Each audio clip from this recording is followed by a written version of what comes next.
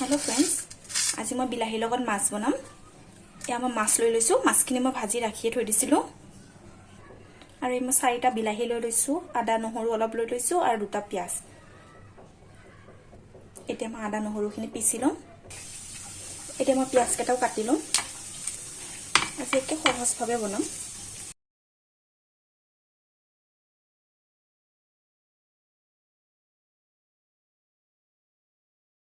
এতিয়া মই কেৰাহী এটা তেল দি দিছিলো। তেলখিনি গৰম হৈ গৈছে। এতিয়া মই 2টা তেজপাত দি দিম। অলপ কৰি পাঁচফোৰণ দি দিছো। এতিয়া মই ইয়াতে কাটি ৰখা পিয়াজখিনি দি দিম।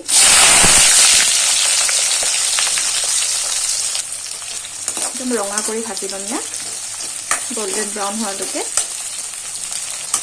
এতিয়া মই ইয়াতে আদা নহৰুখিনি দি দিম। এতিয়া মানে কম সময়ত বনাইছো মই। আৰু এতিয়া বিলাহীখিনিও দি দিছো। বেছিকৈ একেবাৰে নলবা বনাবৰ কাৰণে। এতিয়া মই ইয়াতে নিমখ দিম সোৱাদ অনুসৰি, হালধি পাউডাৰ,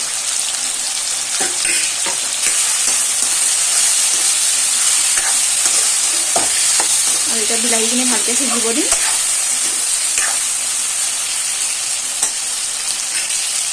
एक চামুচ জিৰা পাউডাৰ দি দিছো। অলপমান ৰেড চিলি পাউডাৰ দি দিছো।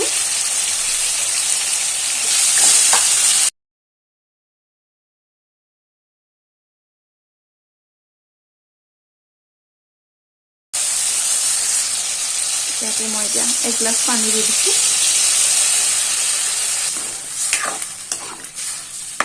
এতিয়া ভালকে উতলিব দিম।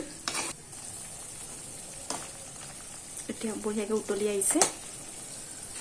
এতিয়া মই ইয়াতে 2টা আলু দিছো, বইল কৰি কেনে পিটিকা কৰি গ্ৰেভিৰ কাৰণে।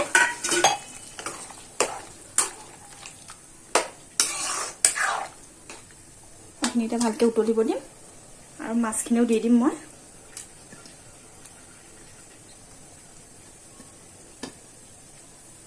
মাছখিনিও দি দিছো। এতিয়া মাছখিনি দিয়াৰ পিছতো উতলিলে। এতিয়া মই ইয়াতে ধনিয়া পাত দি দিছো। মিক্স কৰি দিম এতিয়া মই।